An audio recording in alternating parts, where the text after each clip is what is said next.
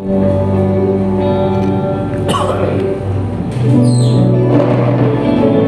we come to His presence, let's humble down ourselves before Him. Let us pray.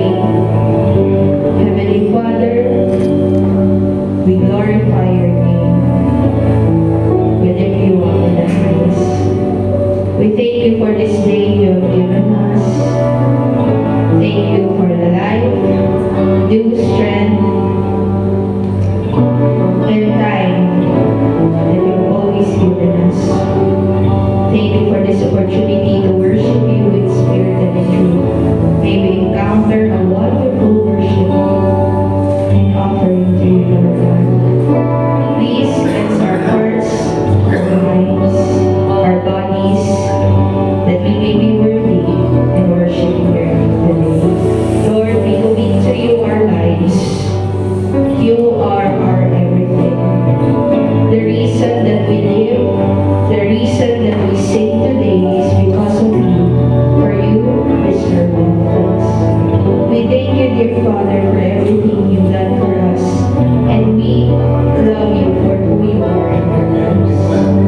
We glorify You, we magnify Your name. In Jesus' name we pray. Amen. Let's worship our Lord. Let this song be a prayer in our hearts. Hallelujah. We worship You, Jesus.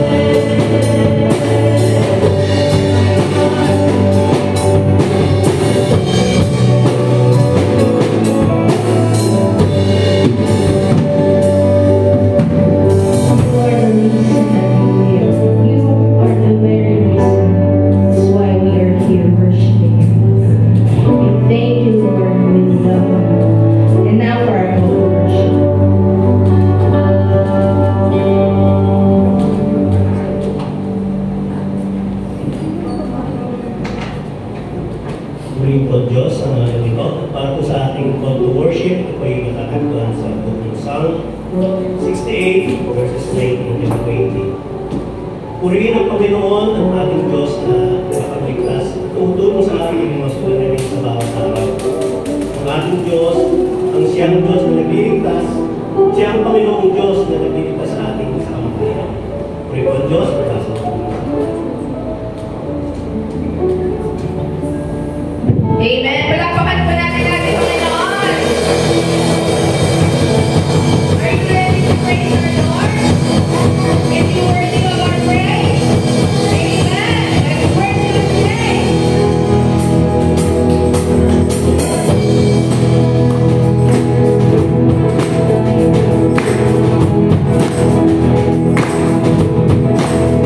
I will give you all my worship.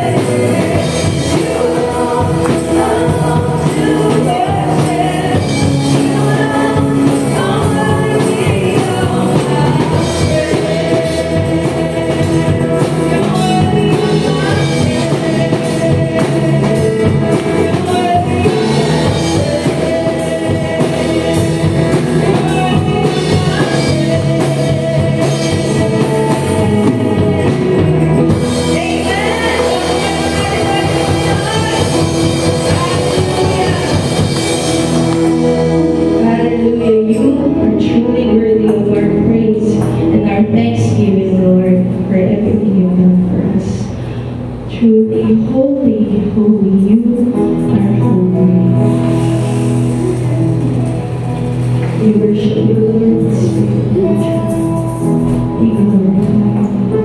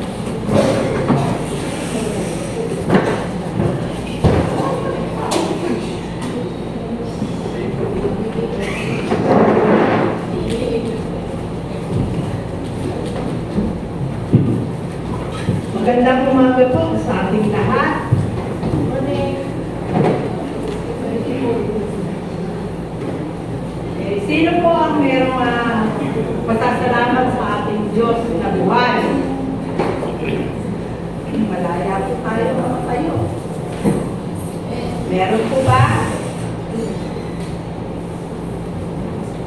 Titignan ako yung libro ng papasalamat.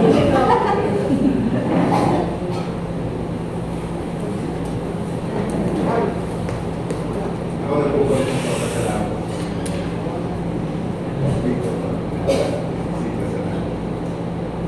Pagpapasyon, kasama si Bata. Pero po rin po Diyos dahil namin yung pag-ingat. Masaya dahil nakita ko din yung nanay ko. Yung mga pinsan ko. Sabi kami. Halos gusto nga araw-araw maligo sa dagat. Kasi ito. Pero napakasaya. Yung Limaison, masaya. Pero kung gusto mong maligo araw-araw, kahit sa ilog, anytime, gusto ko 10 beses maligo. Dahil malapit na sa ilog alam niyo Pastor yun. Kung naligo siya, patwa siya dahil ang kami niyang dalang ng baka. Kaya lang ngayon mga dalaga na matagal na pa naman na. Sabi ko ako, hindi na nagpilitin naman ito kung laro kay Pastor. Nalalaki namin yung talagang pagkaso sila. Pero pag ito adjust dahil yung nanay ko, masaya. Nakita ko hindi. May sumunod si Mary. Sabi ko ibang klase, alam ko, may pinapalak hindi ko ba ulit sa dagat. Nahilig ka. Hindi nga ako nagkamali. Pagkadating kinabukasan, aga-aga, bibigyan kita dahil pero salamat sa Panginoon. Yung family ko, mga kami ng Rojas, hindi malayo sa Lobig. Sabi ko na, nakarating pa, nakakuha ako na isang linggo. Nasigurado, nag-swimming pa ako meron. Then, masaya doon, dahil naman, yun ang gusto ni Pastor, lalaki dito, siguro may kilo. Alam mo, kasawa na eh. Sabi ko, gano'n ka kagaya, isang taon na tao. Si Brother Tim, yun ang gusto eh. Brother Edward, Brother Noy. Pero doon, talaga na hindi, halos hindi namin maubos yung taon, hindi namin naubos. At maraming dalang, at maraming dalang bukas, siyempre, maraming prutas doon eh, kaya lang. Diba, kumilit pa Diyos dahil mahal ko ng anak ko, sa libro ito, at nakita ko rin sa buhay dito doon, maganda. At about to sa church, hindi ko ito sa video, evidential, video masabi mo, hindi siguro dapat ito. Kumilit pa Diyos. Amen. Talagang nag-enjoy ng gusto si Big Bro. Masaya kami nakadalaw ka sa iyong nanay. Pagamat yung iba sa atin o kami wala ng mga magulang. Pero nakakamiss din na meron kang nanay na nadadala. Purihan ng Diyos dahil nasa kapihin na lang ni Lord. Sino pa po ang may pasalamat? Pabalik. Ayun, si Olive. Ako ay nagpapasalamat sa Panginoon. Sa mga kadahilanan, sa waklates, dahil wala sa Panginoon. So, prayer lang, kapit lang. Salamat sa Panginoon. Sabi nga pa ng kadahilanan si Lord lang ang tanging nakakaalam.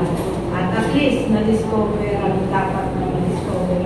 Yun ay dudulog natin sa panalangin. Hindi lang tuwing Friday, tuwing araw-araw na isama natin sa panalangin. Yung may oyet at yung result na kayong biopsy, alam natin ang Diyos ang kikilos sa kanyang buhay. Salamat kay Lord sa lahat. Kahit na umuulan, nandito tayo sa kanya. Dahil yung joy natin ang nagbibigay. Yung kagalakan natin ang magbibigay sa atin para patuloy tayo na maglingkod sa Diyos. Purihin at pasalamatan natin ng Diyos. O Lord, maraming salamat po Panginoon sa iyong kabutihan o Panginoon sa amin. Salamat, ginising mo po kami sa umaga ito na may buhay na katlay, may kalakasan po Panginoon para ikaw po Panginoon ay masamba namin sa Espiritu at katotohanan. Lord God, alam mo ang bawat puso ng bawat isa sa amin po Panginoon. Kung ano man po Panginoon ang pagkukulang, pagkakasala ng aming nagawa po Panginoon, patawarin po kami po Panginoon. Kung kami po Panginoon ay nagtatagay po Panginoon ng anumang sama ng loob galing sa aming mga puso, buhayin po Panginoon ko dahil hindi lugod sa iyong harapan po Panginoon. Dahil ito po ang natuwa po Panginoon ng joy sa aming mga puso upang kami po Panginoon ay hindi magpatuloy sa paglilingkod sa iyo. Ikaw lamang po Panginoon at makakapatid na ilalaman ang aming puso po Lord. Pero nagpapasalamat kami po Panginoon dahil sa kabila po Panginoon lahat ng problema, lahat po Panginoon ang aming iniisip ay nandito kami sa iyong harapan at patuloy po Panginoon na makikinig na iyong salita dahil ang iyong salita po Panginoon ay magpapataan sa aming mga puso at magbibigay po Panginoon ng joy sa amin. Salamat po o Diyos at muli sa makikinig namin ng iyong banal na salita. Nawa po Panginoon, umuwi kami po Panginoon may magpapala sa iyong salita at magamit namin ito po Panginoon unang-una sa aming mga buhay at pangalawa sa aming pamilya at higit sa lahat sa aming kapwa-tao. Salamat po o Diyos sa iyong pagpapala, sa iyong kabutihan dahil kulang pa po rin Panginoon ang oras nito upang ikaw po Panginoon ay aming pasalamat. Pinabalik po namin ito o Diyos na may kapsama ng pangalan na iyong itong mga Jesus.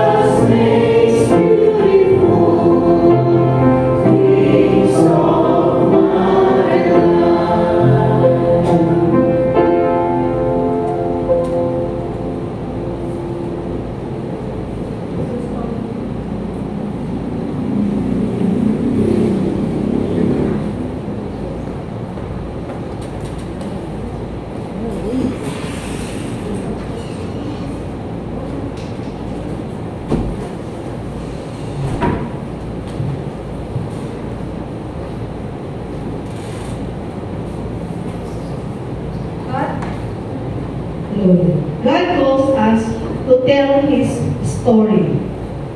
The greatest story ever told. Story to tell to the nations that their hearts, that shall turn their hearts to the right. A story of truth and mercy. A story of peace and life. And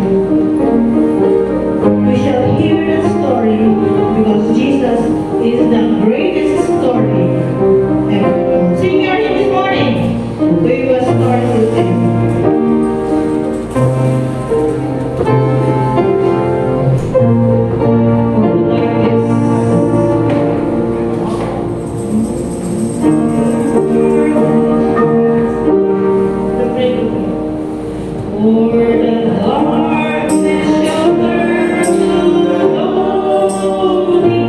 And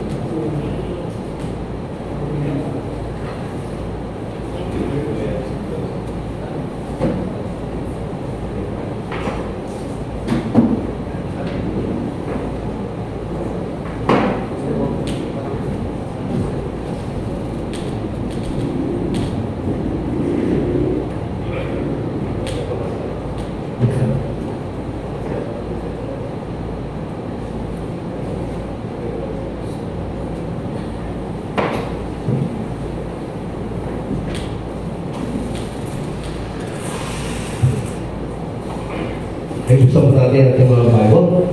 Dito sa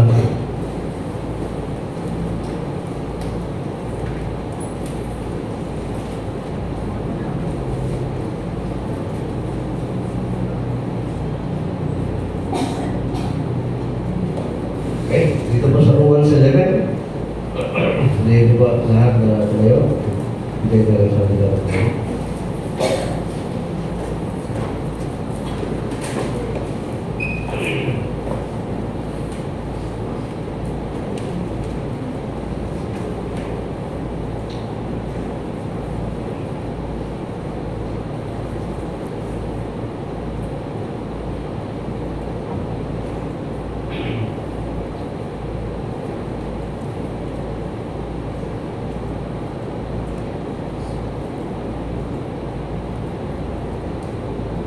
Okay, Romans chapter 11, start po tayo sa 18, no? Okay, sabi ng boast not against the branches, but if thou boast, thou bearest not the root, but the root thee. Thou wilt say then, the branches were broken off, that I might be grafted in. Well, because of unbelief, they were broken off, and thou standest by faith. Be not high-minded, but fear. For if God spared the natural branches, take heed lest he also spare not thee. Behold therefore the goodness and severity of God. And then, which fell, severity, but toward the goodness, if thou continue in his goodness, otherwise thou shalt be cut off. And also, if they abide not still in unbelief, shall be grafted in. For God is able to graft them in again. For if thou wert cut off out of the olive tree, which is wild by nature, and were grafted contrary to nature into a good olive tree, how much more shall this, which the natural branches, be grafted into their own olive tree?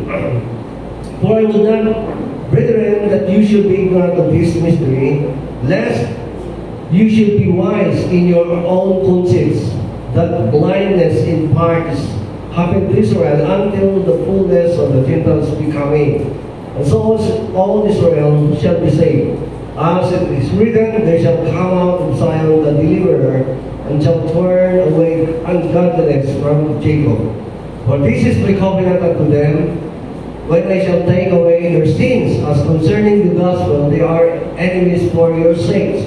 But as touching the election, they are beloved for the Father's sake. For the gifts and calling of God are without repentance.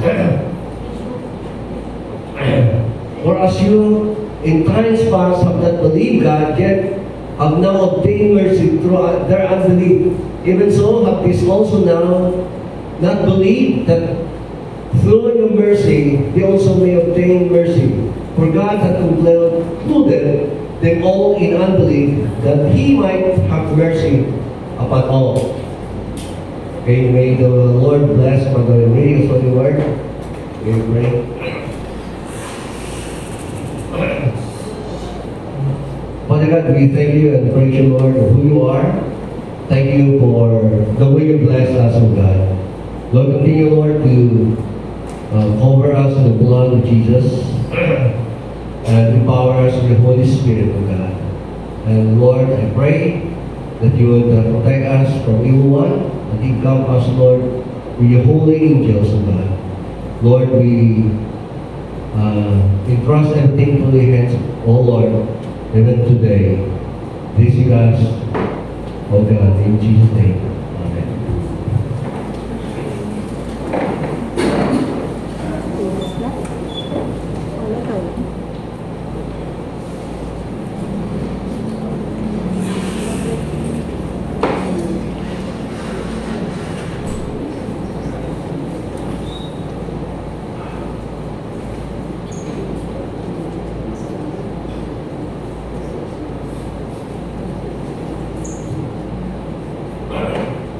Okay, so, ngayong umaga, the title of our message for this morning is The Irrevocable Calling of God. So, sabi ito, next please, Sabi niya, yung word irrevocable means cannot be taken back or cancelled. No? Sabi niya, no? Sa Salingin, sabi niya, God is not a man that he should lie, neither the Son of Man that he should repent. And had he said, and shall he not do it? Or had he spoken, shall he not make it good? Alright, no? And then sabi niya, behold, I have received commandments to bless, and he has blessed, and I cannot reverse it. No? So, ito sinasabi dito, no? Yung word na irrevocable, meaning to say, ay hindi ito pwedeng baliwalain, no? O mabawi. Yun, no? Kapag tinawag tayo ng Diyos, talagang tatawarin tayo ng Diyos, no? So, yun, no? So, yun po ibig sabihin dito. Okay, next please. Okay, sabi niya, calling existed before your mistakes. So, tinawag tayo ng Diyos bago pa likhain ng mundo. No? Nasa mind niya tayo, bago pa tayo likhain ng Diyos. So, tinawag na tayo ng Diyos na maligtas. No? At gusto ng Diyos na tayo ay iligtas. No? Ibig sabihin dito, Israelites and Jews. The Jews, no? Or the Israelites, and even the Gentiles. Wala siyang pinili. No? He called them together, no, for salvation through the gospel of Jesus Christ. So, before I formed thee in the belly, I knew thee, and before thou camest forth out of the womb, I sanctified thee, and I ordained thee a prophet to the nations. Ibig sabihin dito, lahat tayo, bago pa tayo pinanganak ng Diyos, ang ating mga magulang, ay mayroong plano ng Diyos sa atin. No? Ito yung mangyari sa iyo, ito yung plano, katulad itong ating church, no? Bago pa nakita natin ito siya, may plano, may blueprint ito. Kaya makita na natin yung, kung ano yung maging ano siya, no? Kung anong itsura niya. No? Kasi may blueprint na gano'n ang Diyos, so may naman siyang plano sa atin. No? At una, inihanda niya yung kailangan natin. No? Alam na magkasala tayo, kaya inihanda na niya si Jesus. Di ba? Beforehand. Na ito yung nakapagligtas natin through Jesus Christ. No? So sabi niya dito, mayroon na siya ng, before I formed thee in the belly. So bago pa tayo likhay ng Diyos, mayroon ng plano ng Diyos sa atin. So, dapat natin, kailangan natin na tuklasin, isuko yung buhay natin para magawa natin yung plano ng Diyos. No? Kasi kapag hindi natin magawa yung plano ng Diyos, kahit marami kang pera, kahit maganda sundo natin, trabaho natin, mayroon po tayong tinatawag na emptiness. No? Parang hindi natin maintindihan, no? Bakit ganito yung buhay ko? O parang may hinahanap ako na hindi ko maintindihan. No? Nakausap ko yung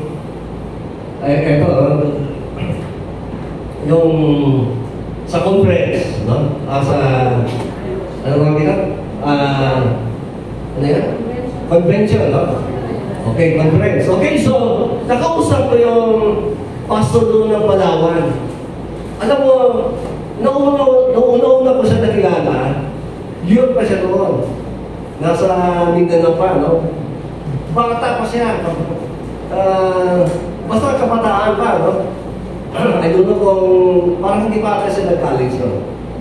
So, nag-usap kami doon. Ito sinabi niya, no? Kasi dati siya yung PA, no? So, sabi niya, wala akong kasalanan, no? Wala akong kasalanan.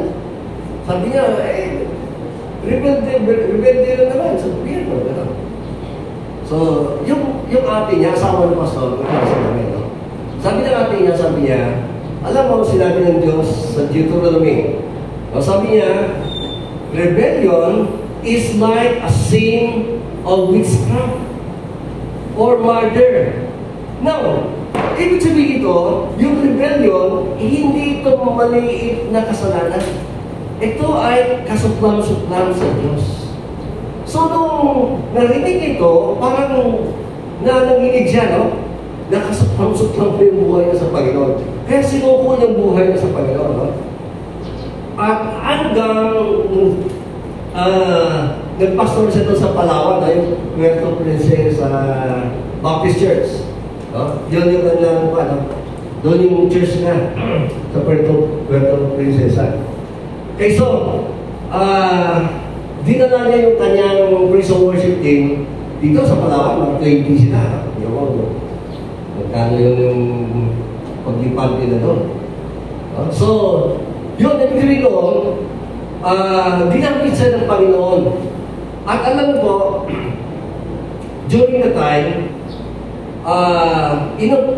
nagtrabaho siya sa Qatar. At nagsusundo siya ng nasa 300,000. Before pandemic pa yun.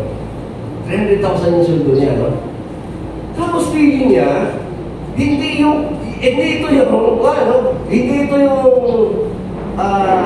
ako tinawag ng Diyos na ganito, no? Na magsundo ng malaking pera at pabayaan ko yung church ko doon sa Palawan. Kasi hindi man yung church sa Palawan eh. No? Tapos lumipad ng Qatar, no? So, inumbit siya ng Panginoon na bumalik siya sa Palawan. No? So, ito siya ay by vocation. Kasi engineer siya ng DPWH. O, di ba? Ngayon yung mga engineer ng mga DPWH, ito yung mga tinutuligsan nila, no? So, wala siya ay, no? Kumbaga sa hindi siya exempted sa pagtuligsan. Kaso lang, nung nag-investigate yung mga ICI yata, no? ICI yun? ICI? Yung nag-investigate yung ICI, ayun, no? Pinakita yung project niya, no? Kumbaga sa hindi siya sa standard, at nandoon yung resibo, intact. Kumbaga sa iniwan niya yung 300,000 na sweldo eh. No? Kumbaga sa paano siya mangupit ng mga kukunting pera. Kasi yung mga DPWH, hindi naman talaga malaki yung kukupitin nila yan, mga per-person na naman. Ganun, no? So, ibig sabihin dito, hindi siya hindi siya nakasali sa kaso. Kasi, kumbaga sa yung calling niya, hindi sa pera. Kasi sabi niya, kung pera, ay hindi na ako okay ng Pilipinas. Kasi maganda yung aking trabaho sa Qatar. Nasa, before mga 20 pa siguro, no? Basta malaki yung sweldo niya, no? Okay, so, ganun. Ibig sabihin nito, give up niya yung magandang sweldo kasi iba yung calling ni Lord sa kanya. No? At ito yung sinasabi ni Jeremiah. No? Kung tayo ay tinawag ng Diyos, hindi tayo masaya kung saan tayo na hindi natin ginagawa yung kanyang pagkatawag sa atin. No? Something wrong, no? Ganon. Alright. Okay, so, hindi natin pwedeng ipagpalit yung kasiyahan o yung maibigay ng pera kaysa yung pagkatawag sa atin ng Diyos. No? Ganon. Okay, so, next.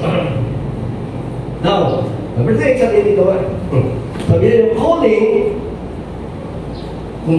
founded in grace and not in performance. Tanda natin, no? Yung ating calling, yung pagkatawag sa atin, hindi base doon sa sa performance natin, kung ano yung kung magaling tayo, no? But it is based or founded by His grace.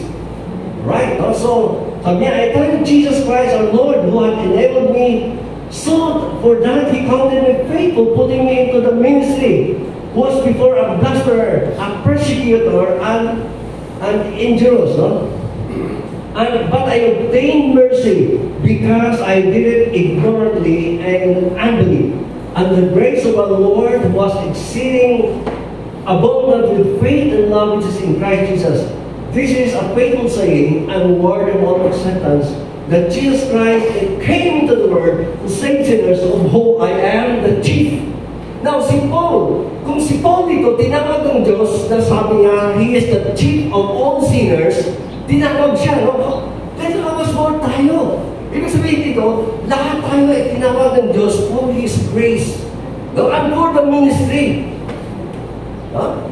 Kaya sabi ko, no? Sabi niya, hindi niya kayang isipin na siya na dati siyang blasphemer, persecutor, sabi niya. And then sabi niya, ano pa? No? Sabi niya, chief of all sinners, and yet tinawag siya ng Diyos. No? Tinawag siya ng Diyos, no, na sa kaligtasan. Of course, sunod doon sa kanyang gawain. So, ibig sabihin dito, ganito tayo na mga niligtas sa Panginoon, hindi lang tayo tinawag ng Diyos na maligtas, kundi tinawag niya tayo sa kanyang gawain. Tandaan po natin yan, no? We are called to the ministry. Sa kanyang gawain. So, kung sabihin mo, ay, hindi ako karapat-dapat si Paul, no? Siya, dating isang martyrer, of course, no? Chief of all sinners, no? Kung baka sa worst na sinner, niligtas sa Panginoon, ngunit tinawag. So, ibig sabihin dito, yung pagkatawag sa atin, hindi dahil na mabait tayo or magaling tayo, tinawag tayo ng Diyos dahil sa kanyang biyaya. Yeah. Okay, so next. Sabi niya, your calling is holy. Sabi niya, no? 1 Peter chapter 1, verse 15, sabi niya, but as He which hath called you is holy, so be ye holy in all manner of conversation. So, ang Diyos na nagtawag sa atin ay banal. So, dapat tayo ay mamuhay na mayroong kabanalan din. So, paano ba tayo mamuhay na may kabanalan? Subject pa rin tayo sa kasalanan. Diba? Naiinggit din tayo, no? Nagagalit tayo. Diba? Kung minsan mahirap i-overcome yung pagkainggit. No? Naiinggit tayo. No? Nagagalit tayo, no? Sumasama yung loob natin. Ano tawag ito, no? Maraming makasalanan pa, no? Yung sinasabi doon sa Galatians, sometimes mayroon pa tayo din doon, no? Tingnan natin, ha? Basahin natin Galatians. Galatians,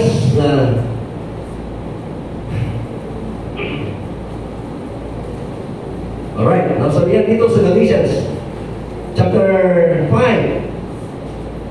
Okay, sabihin dito,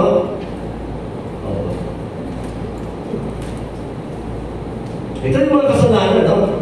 Na mayali sometimes sa ating buhay. No? Sabi niya, the works of the flesh are manifested are this, no? Adultery, fornication, uncleanness, lasciviousness, idolatry, witchcraft, hatred. Hatred, yung mayroon tayong sama ng loob, no? Sa iba. Okay, variance, emulations. Emulate pa tayo, no? Parang sumasama yung loob natin. No? Wrath, strife, seditions, rebellion ito, no? Heresies, yun, envying, naiinggit pa tayo, murders, drunkenness, revelings, as such like, of which I tell you before, as I told you in time past, that they which do such things shall not inherit the kingdom of God. Now, kita mo, no? Ito mga kasalanan ito, hindi natin ito kaya sa sarili. So, ibig sabihin dito, kung namumuhay pa tayo sa ganitong kasalanan, sabi dito, hindi tayo makakapasok sa kaharian ng Diyos. No? Kaya, ito yung sinasabi natin, no? Imposible talaga sa Diyos, no? sa tao, na maligtas tayo sa sarili natin. Diba? Kasi, tendency natin mamuhay sa ganitong kasalanan. Kaya, next please, no? Kaya sabi dito sa 2 Thessalonians chapter 2, verse 30, no? Eto, no? Paano tayo niligtas ng Panginoon? Through sanctification of the Spirit and belief of the truth. Okay.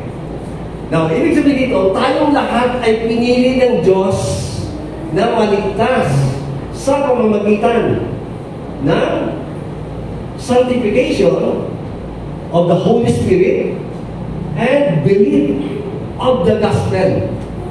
So, ibig sabihin nito, sa ganitong paraan, at tao ay maligtas, no? Sa pamagitan ng gospel ni Jesus. Ano yung gospel? Na si Kristo namatay, nilibing, nabuhay, para tayo maligtas. No? At sa ating panampalataya sa Kanya, pinagkalooban niya tayo ng Espiritu ng Diyos. No? Ng Espiritu ng Diyos na siya magbabago ng ating buhay. So, ibig sabihin dito, after ikaw ay na-regenerate, ikaw ay na-justify, hindi ka nag-stop dyan. Yan ay beginning ng iyong salvation. No? Ikaw ay dadaan sa sanctification ng Holy Spirit. He will work in you. No? Nailigtas ka sa ganitong mga kasalanan na ito. No? Naalisin ka sa mga kasalanan. No? Yung inggit lalo na. No? Nandoon ba yung ating inggit? No? Kaya kailangan natin talaga lumapit tayo sa Panginoon. Lord, tanggalin mo itong inggit ko to. Yung galit ko, Panginoon, tanggalin ito.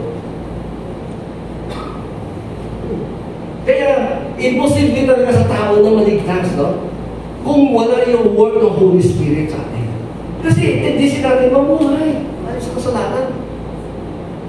Yung religion natin, yung law, hindi kayang stop tayo sa mga ganitong kasalanan. Ano ba? Sabihin, huwag kang mag-inggit, no? Oh, alam mo sa mga inggit, pero bakit nagdoon ng inggit? Hindi mo kaya man. O, yung galit ka lang eh. O, huwag kang tanim ng sama ng loob. Eh, bakit ka nagtatanim ng sama ng loob? Diba? So, yung Holy Spirit lang,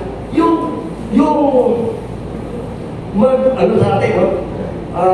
Tawag ito, siya na kayang mag-free. Magpalaya. Okay, kaya sabi ito, we are bound to give thanks only to God for you, beloved Lord, because God had from the beginning chosen you to salvation, through sanctification and of the Spirit and belief of the truth. So, bago pa tayo likhain ng Diyos, tayo ay pinili na maligtas sa pamagitan ng ganitong paraan. Alright. So, ibig sabihin ito, lahat ng tao iniligtas ng Panginoon sa ganitong paraan. Pinili ng Diyos na maligtas sa ganitong paraan. Process, method. Kasi iba, no? Pinili nila na maligtas sila sa pamagitan ng mabuting gawa, ng reliyon, ng philosophy, ng pagiging magaling. Yun, no? Ng kabaitan. Okay. Pero sabi ng Diyos, pinili tayo ng Diyos na maligtas, no? Sa ganitong paraan. Through the sanctification of the Holy Spirit and through the gospel of Jesus. No? Kaya next please, no? Kaya dito na sa Romans, makita natin, no? Sa Romans sa 1, sabi niya, there's no therefore condemnation for those who are in Christ Jesus. Alright, no? Huwag po tayo mag-stop doon. Ha? Huwag tayo mag-stop. Sabi niya, who does not live in the flesh, but in the Spirit. So, ibig sabihin dito, kung namumuhay tayo sa Espiritu ng Diyos, ito yung totoong anak ng Diyos. No?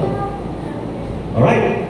Kasi sabi niya, no? Sabi niya, if you are in the flesh, but in the Spirit, if so be that the Spirit of God dwell in you. Now, if any man have not the Spirit of Christ, he is not of his. Kung wala daw yung isang tao, kapag wala yung Espiritu ng Diyos, hindi siya sa Diyos. Kaya walang tao magsabi na, sa aming reliyon na kayo naligtas. Kung wala kang Espiritu ng Diyos, hindi ka naligtas. Hindi ka anak ng Diyos. Ito sinasabi mo yun eh. No? Yung patunay na ikaw ay anak ng Diyos kung ang banal Espiritu sa buhay mo. Sabi niya. No? Sabi niya. Now, if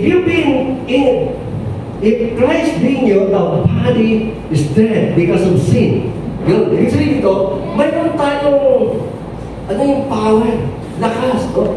Nalabanan ng kasalanan kasi kasama natin yung Espiritu ng Diyos. No? At sabi niya dito, but if the Spirit of Him that raised up Jesus from the dead dwell in you, He that raised up Christ from the dead shall be also weakened your mortal bodies by His Spirit that dwelleth in you. So, ibig sabihin dito, yung power na bumuhay kay Kristo, the same power na sa atin. Diba? Yung Spirit na bumuhay kay Kristo, the same Spirit na sa atin, no? Na magbago ng ating buhay. Yun, no? Kaya imposible talaga na maligtas tayo sa pamagitan ng anong paraan. Diba? Kaya sabi ni Lord, diba? Ito lagi-lagi sinasabi ni Lord, manatili kayo sa akin at sa aking salita, sapagkat kung kayo ay hiwalay sa akin, wala kayong magagawa as wala, nothing. Yun. Huh? Okay, next please. Okay, sabi yan dito, yung calling is a noble calling. Sabi yan,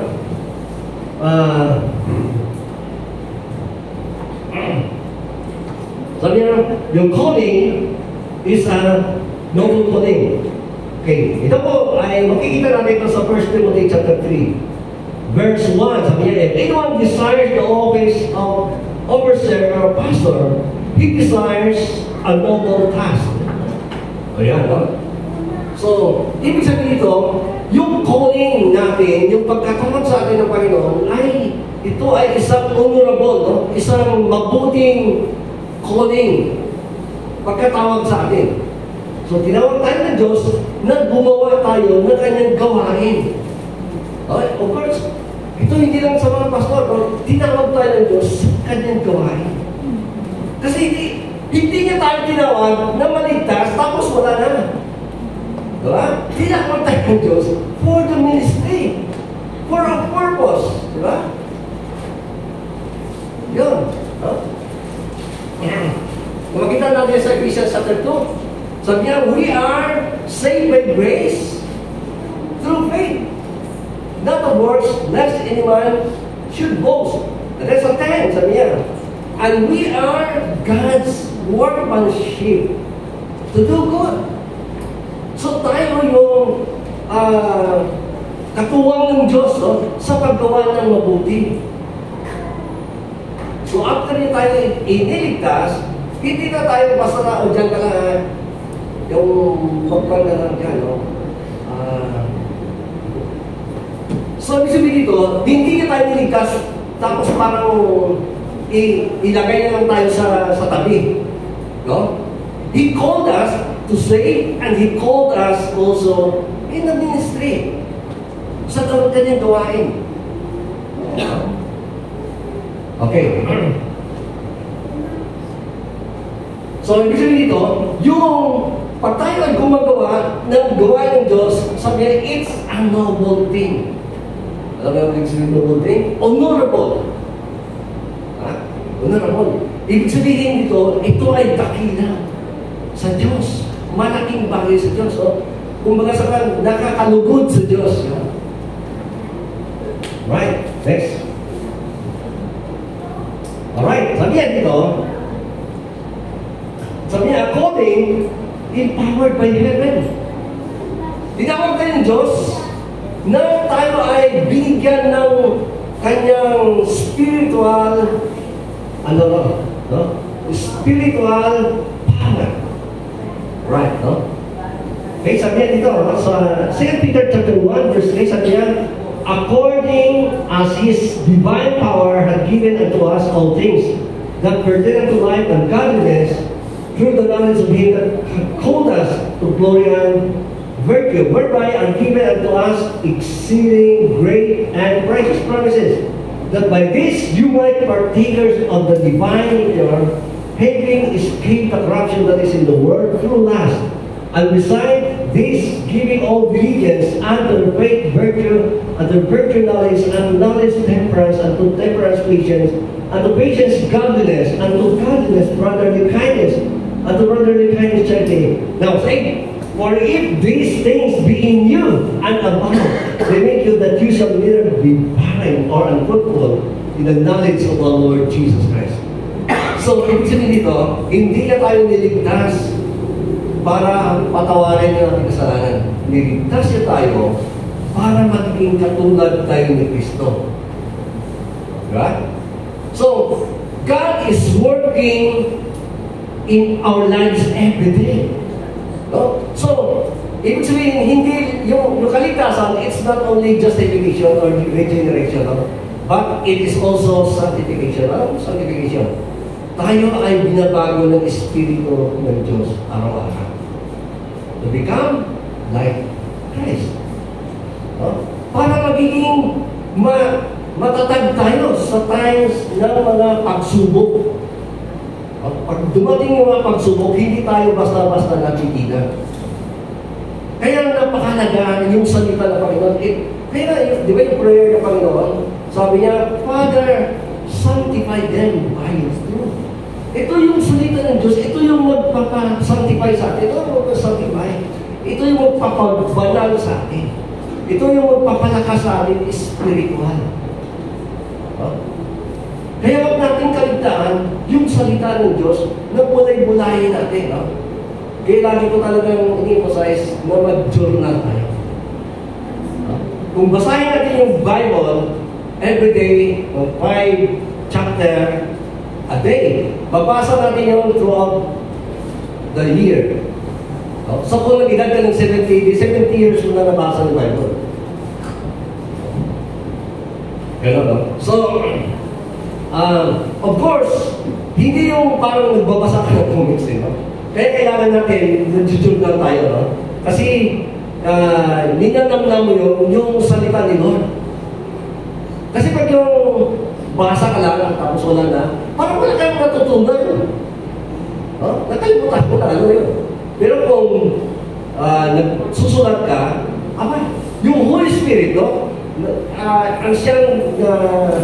Ang siyang nagtuturo sa iyo ng mga truths na hindi mo pwedeng baliwalain. Ito yung mga precious stones, precious jewels na ating maraming mga, kasi sa Bible, yung kanyang salita ay parang kanya, no? Parang mga precious gems pag na-discover mo siya. Kaya pag binasa natin, para kita lang natin, tapos wala na. Pero pag bulay-bulayan natin, mayroon siyang epekto, no? Na magbabago sa buhay natin. Okay, kasi sabi dito, no? For if these things be in you and abound, they make you that you shall neither be barren or unfruitful in the knowledge of our Lord Jesus Christ. Okay, so next, this. Kaya sabi niya, God called you to win souls also. Diba? Tinawag din tayo ng Diyos na mag-akay na kaluluhan. Okay, sabi niya, you have not chosen me, but I have chosen you and ordained you that you go and bring forth fruit, and fruit that you should remain, that whatsoever you ask in my Father, in my name, He will give it to you. These things I command you, that you love one another. So, ibig sabihin dito, yung pag-akay ng kaluluwa, dapat out of love natin yan, no? It's an extension, it's it is an expression of our love to God. So dahil niligtas ka ng Panginoon, at ito yung nais ng Diyos na maligtas din yung iba, so naghihipos yung puso mo, no? Nagsisinak mo yung puso mo na mawin mo rin yung mga iba. Kasi ito yung heart ni Lord. So, ibig sabihin dito, yung pag-win natin ng mga kaluluwa, it's not because dahil pinilit tayo ng simbahan ito, pinilit ko kayo. Hindi ako sabi ni Lord, I ordain you, hindi ako nag-ordain sa inyo to bear fruit. It's the Lord Jesus Christ. Siya yung nag-uutos sa atin. To win souls. Of course, hindi madali mag-win ng souls. Kasi kung minsan, mag-share ka, katulad yung kahapon, sabi ng, kasi paayos ko na bike, sabi ng matanda doon, sabi niya, ako, na-bike ko na yan, na-bisikleta niya na yung papuntang Baguio, bisikleta, at hanggang Iloilo. Tapos, Bicol, ano ba, Saman, gano'n. Yun yung mga narating niya, bike na. So sabi ko, 65 na lang, maputi yung buti. Sabi ko, wow, galing nyo. Tapos, siyempre, alam mo naman, hindi pwede yung istorya na, dapat ipasok ko talaga kagad yung gospel. Sabi ko, dapat magtiwala tayo sa Panginoon. Kasi delikado din yung pagpunta ka ng bagay, bilang ka naman, ipatay ka. Pag namatay ka, saan magpunta, di ba? Sabi ng tao, sabi niya, hindi ko kailangan yun.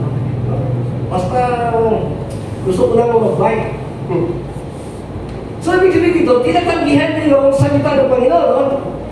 Okay, now, baka tinatanggihan niya, hindi, kumbaga sa yung nakapaligid, yun yung mga, interesado. Sabi niya, ano ba doon? Siyempre, kapag nagsishare ako, may mga tao doon talaga na interesado, hindi siya, Pero later on yun, makita mo kapag yung isang tao na sa hipit, ng buhay, hahanapin niya ang Diyos. Diba? Paano kung hindi mo nasiran? So, wala siyang mahanap. Wala siyang mahaginap. Hindi mo nasiran Diba? So, don't be discouraged pag ikaw ay tinanggihan. Pag si Lord ay tinanggihan, si Lord ay tinanggihan din. Tayo pa kaya? Ganun, So, kaya sabi ko, I am not ashamed of the gospel because this is the power of God unto salvation for those who believe. Alright, next. Wala na? Okay, so,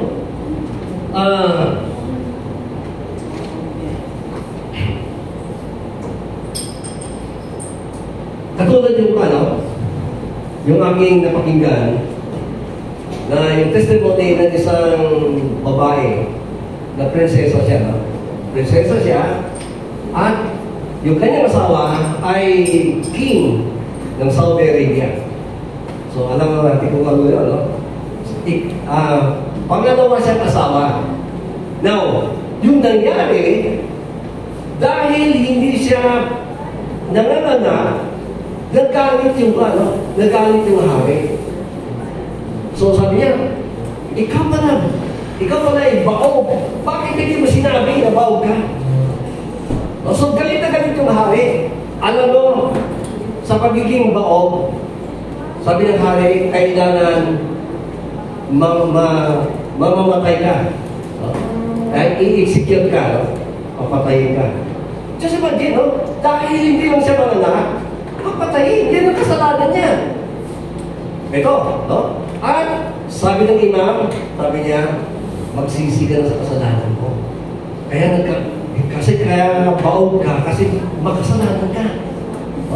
Ngayon, siyempre, nagtataka siya, bakit siya papatayin na hindi siya magbibigay ng anak? So, habang dinatravel siya, papunta doon sa executory place. Yun, sa lugar na kung saan siya papatayin, sinakay siya sa isang van. At of course, ay tumawag sa Diyos, na iligtas siya. Lord, ano ba kasalanan ko? Ito kasalanan ko, hindi ako makapanganak. So, bakit ako papatayin? Now, habang tumatakbo yung buwan nila, sumigaw na talaga siya sa Diyos. Kasi malapit siya darating. Sabi niya, no? Sumigaw siya sa Diyos, nailigtas siya. And then, finally, binangga sila naman, no? Binangga sila ng isang van. Kung binakapon sila, no? At lahat ng mga kasama niya, nahimatay. No? So, pati yung mga sundalo na nagbabantay sa kanya, at yung imam na ano yun, kumbaga, nagpapalakas sa kanya, sige lang, no? Ano yun, yung huwag kang mag-alala, basta magsisi ka sa kasalanan mo, papatawarin ka ni Allah. Yun lang sinasabi ng imam. So ngayon, siyempre, siya yung hindi nahimatay. Nangyari, ay, siyempre alam niya na kapag nagising ito mga ito, ay itutuloy nila yung pagpulo ng ulo. So ngayon, tumakbo siya, no? Takbo siya na takbo. No? Takbo siya na takbo, wala na siya ng chinelas, nakapaan na siya, prinsesa siya, ha? Prinsesa. Okay, pero tumakbo siya na takbo, no? Hanggang sa sobrang niya pagod, natumba siya doon sa may grocery. No? Pagkatapos nung naka-regain siya ng strength, takbo naman siya na takbo kasi natatakot siya na baka habulin siya. At finally, nung walang siyang lakas, doon sa bubagsak sa isang gate. At doon sa gate, no, may nagbuka sa kanya isang babae, no, missionary. No? At sabi ng missionary sa kanya, you are saved now. Ibig sabihin, sinabihan siya ng Panginoon, the minister of this child obeyed. So, ngayon, no? Nung nandun na siya, ay inalagaan siya, no? Ng missionary na yun. At pinakain siya, ginabot yung mga sugat niya kasi siyempre nakupas siya. No? Daming sugat. No? So, ginabot siya. Tapos, hanggang finally, na nung nagbabasa yung missionary, nakilala niya, sabi niya, ano yung binabasa mo? Ito yung Bible. No? Na minahal tayo ng Diyos at sabi ng Diyos sa akin na alagaan kita. Dahil mahal ka niya. Eh, nagulat itong babae ito, no? Sino itong Diyos ito? Na nagmamahal sa akin na hindi ko siya kilala. Just imagine, no? Talagang dinala siya ng Diyos doon para siya maligtas, no? At dahil sa buhay ng missionary na yun, nakakilala siya sa Panginoon. At nakalabas siya, no, sa Saudi Arabia. At I think, no, napunta siya sa Canada. No? At doon siya ngayon, namuhay, hindi na bilang isang prinsesa. No? Namuhay siya na ginagamit siya ng Panginoon para mag-akay ng maraming kaluluwa na naliligaw. Now, makita po natin dito, ito yung sasabi natin, no? Kung halimbawa, kung isang tao ay mayroon siyang diferensya sa katawan, mayroon ang plano ng Diyos niya. Mayroon ang plano ng Diyos niya. Bakit nahinayaan niya ganyan? Di ba, hindi ka mag-aanak. Mayroon siyang plano, no, sa buhay mo. Diba? So, lahat ng tao, may plano ang Diyos sa atin. Diba? Okay, so, basta, ito na lang, sabi niya, we are called by God to win souls. Yun talaga yung purpose ng Lord din sa atin buhay. To win souls. Okay? Mag-akay tayo ng kaluluwa. Dahil ito yung puso ng Diyos. Mag-akay ng kaluluwa. Okay, so, and then, mayroon isang prinsesa din. Isang prinsesa din.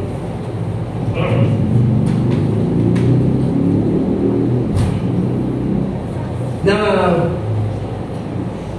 alam mo yung kasalanan niya ay yung magbasa ng salita ng Panginoon. No? Sa Muslim, kapag ikaw ay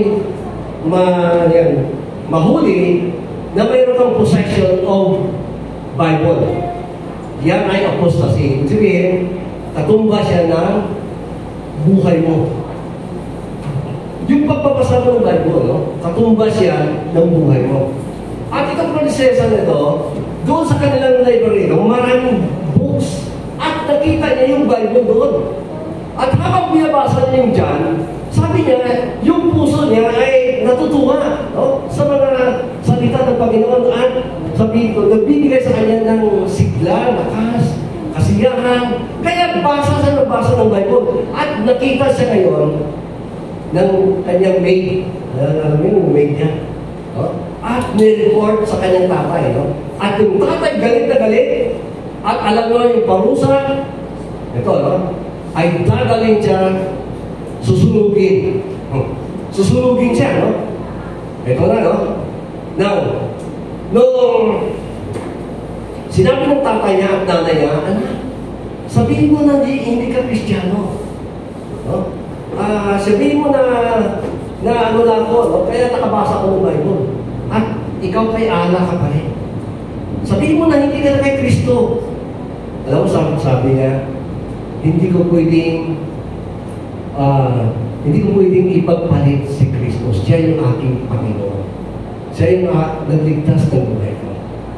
Binigay ko buhay ko sa Kanya dahil ako ay inibig niya at namatay sa akin. Kaya hindi yun. Now, ito na, no? Nung susunugin na siya, pinalibutan siya, pinaikutan siya ng mga kamag-anak. Kanyang mga kababata, mga kaibigan, mga kapitbahay, no? Marami yung nakapalibot sa kanya. Ngayon, nung binuhusan na siya ng gasolina, ito na, no? Nung binuhusan na siya ng gasolina, ay yung nangyari, nung sinindihan. Of course, pag gasolina, mabilis yun. Diba? Pag sunog ng gasolina, siyempre sunog ka agad yung ano. Pumunta ka agad sa damit niya. Tapos, paakyat na sa kanyang mukha. Ito na, no? Alam mo yung sigaw niya, hindi Allah. Yung sigaw niya, Jesus! No? Talagang siya, sabi niya, he cried out to the top of her lungs. Sabi niya, Jesus! Now, nung pagsigaw ng Jesus, finally, mayroong ano tawag ito? Si Jesus ay nag-appear sa kanya. Lumapit sa kanya, nag-appear sa kanya, at ano tawag ito? Yung apoy na sumusunod sa kanyang damit, papunta sa kanyang mukha, finally, na-stop. Na-stop. Okay? And then, nagulat yung mga tao, pati yung imam bumagsak. Bumagsak yung imam. Yung patay niya bumagsak din. And then, sabi ng Panginoon sa kanya, run! Run! At nagulat siya, nung pagtakbo niya, paglabas siya sa gate, mayroong na nakaantay pala noon na pa. Kung baka sa parang, inihanda na ng Panginoon yung magliligtas kanya. May truck na nakabang na doon at isang missionary, no? At nagdala sa kanya sa Jordan, no? Na kung saan ay ano tawag ito? Dinala sa doon sa Jordan at hanggang totally na naligtas siya, no? Na hindi na siya pinahabol ng Saudi government. Okay, so, ngayon, yung kanyang buhay, sabi niya, kung kayo ay nasusunog, yung inyong kaluluwa, no, tandaan ninyo, kapag lumapit kayo sa Panginoon, iniligtas na kayo. So, walang pagsubok na hindi natin kaya nagpasan, no, kapag tayo ay tumawag sa pangalan ng Panginoon. At sasamahan niya tayo. Sabi ba, hindi niya tayo iiwan o pababayaan. So, ibig sabihin dito, tayo may mga weakness tayo. Lahat tayo may mga weakness. No? all we have to do is just to cry out to Jesus. Amen? Lumapit tayo sa Panginoon. Tulungan ako. No? Halimbawa may inggit tayo.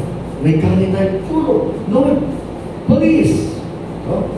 Please save me. Please take over. No?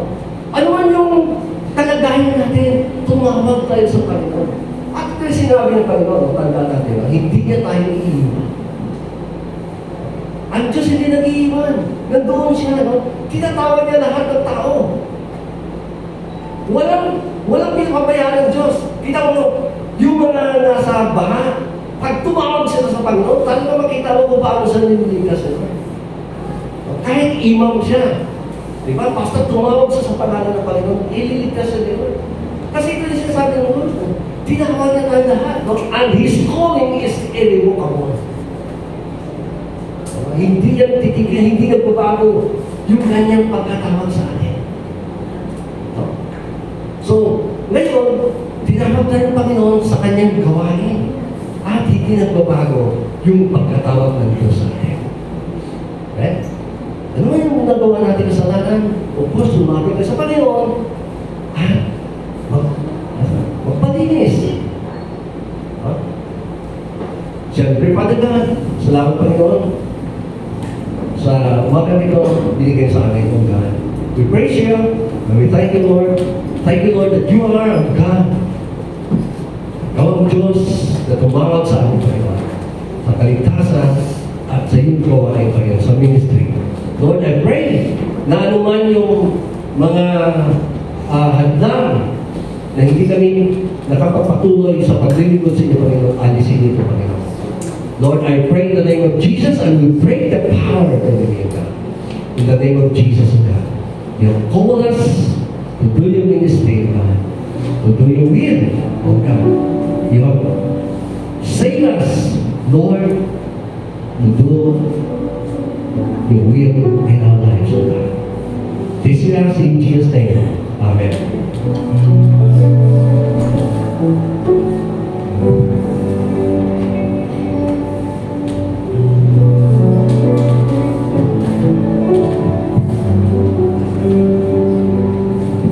Let us all rise as we sing this song in this song.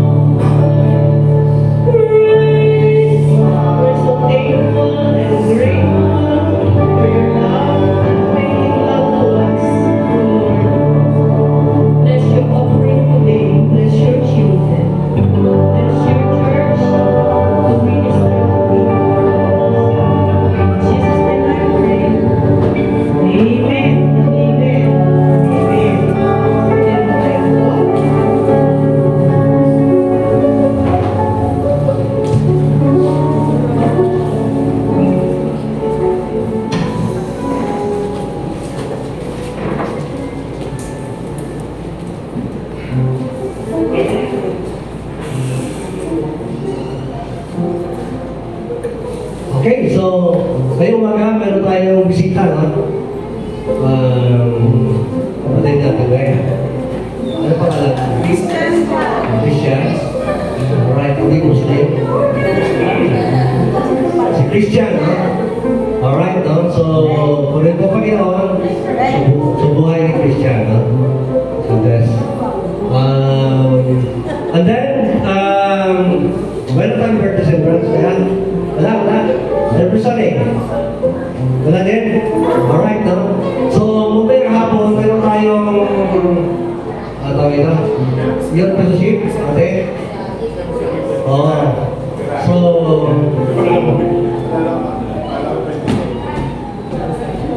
December po. akala tatlo kayo? Ha? Hindi sumama, pero sasama sa niya? Ha? Hindi. Alright, no? So, sino ba sasama mamaya? Panginoon? Si Gino? Saka si... Ikaw sasama ka rin? O si Christian, no? Ikaw, ano rin? Bakit? Okay. So, 5 yun, tama? At saka si Ima, no?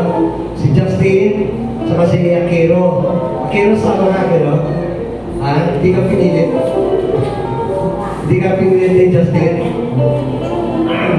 Ha? Alright, no? Okay, so, 5 yun, no? Magkano yung babayaran na natin? 75? Alright, no? So, pwede ba isunod ng church yan ng 75? Okay lang? Ayun, no? So, kung may madagdag pa, di gano'n. Tama ba? May pera mo natin din. Siguro naman, no? Okay, so, yun, no? So, isunod ng church ng ating 75. So, 5 yun. Okay. Kami, Steno Banco, sila dito. Ha? Wala tayong bayan? Sila dito. Wala din? Sabi na hindi yan nagbabayad kasi siya yung Victoria doon. Dapat nilagkip ko kayo. Nilagkip. Okay. So, sige po. Yung report no, sa ating Luzon Convention, no? Yung camp natin, napakaganda na yung camp natin. Sobrang ganda ng camp natin. Aircon, no? Aircon siya na yung malaki. Yung taga 50, yung naman. Aircon siya. At, alam mo kasi yung camp natin, kinasuhan tayo noon, no? Kinasuhan tayo. Alam mo, ang kaso ay 78 million. Kung natalo tayo doon, babayad yung camp ng 70 million. Yun. No? So, purihin ko Panginoon, nanalo tayo. So, wala ba?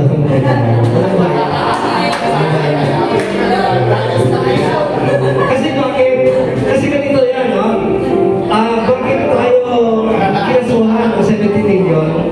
Kasi yung mga leaders natin ay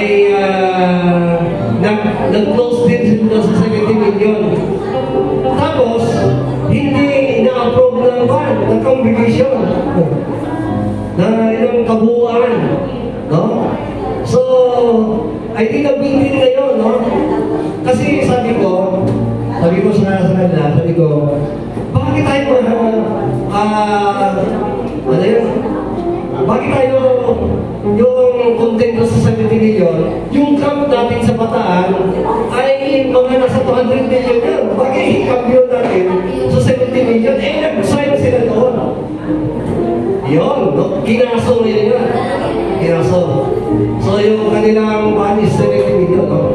So, for yung Panginoon, hindi na tuloy, ay nanalo tayo doon, huwag tayo bayad ng 70 million. Operate na pa, Panginoon. No? So, ano ko 70 million, medyo malaki niya. No? Okay, so, ganyan yan. Yung prayer, mga imposible kayo. No? Tandaan natin yung camp natin sa Bataan. Lalo pa, umatin sila Dale na gano'n, kapag ganyan. Bataan. Oo, Bataan, no? Kasi tinampihan siya ng UV oil. So, pag-spark yan, ano yung biyerno yun? So, wala na magpapadala ng mga yung kaya inalis talaga yung camp doon. Dilipat sa Tagaytay na. Ngayon, malamig siya. Kaya sabi ko, hindi ako makukuha, no? Naku, sa kalaginahan naman, hindi pwede kasi malamig talaga, no? Kasi naka-aircon na, tapos malamig pa yung lugar, talaga nanginginig. Nanginginig ka, no? So, pwede po Panginoon. Tapos maganda pa yung masiya, yung siya talaga, yung marmol. Tapos may heater, no? So, pwede po Panginoon, no? Yung camp natin, no? 6 hectares yun, camp. So, malaki siya. Alright? At, pwede po Panginoon, nakita ko doon yung mga kaklase ko sa seminary dati. Dati kasama ko yung naghahawak ng map. Sabi ko, ikaw, alala ko eh. Nagmamap ka doon sa siya, no? Ako doon sa library. Ngayon, pastor siya ng Florida, Baptist Church. So, ano yun? Marami silang pinamigay. Yung mga, ano yung mga iPad? No? Pinarapon nila ng iPad. No? Mga 5 iPad. Tapos mga bigas, no? May mga bigas na 5 kilos na nasa 100 na 500 kilos na ito. No? Tapos mga, ano yan, marami. Pera, no? Natag 2,000, no? 20 na tag 2,000. So, tuwa yung mga pastor, no? Ano yun? Nakita ko doon yung ita na pastor, yung maliit siya. Maliit siya. Ang pastor siya. Maliliit sila. Akala ko nga bata eh. Yung pala mga sila na sa property na yun. Pero pastor siya sa ita. Mga ita. Okay, so, puri pa Panginoon at ang Diyos ay patuloy na kumikilo sa aming kalagitnaan. Okay, shall we all say? Father God, we thank you and praise you, Lord, who you are. Salamat, Panginoon, sa umagang ito, binigay mo sa amin. I pray that you, Lord, to use us, empower us with your Spirit, O God, and with your fire, O God. Be, Lord God, the grace of the Lord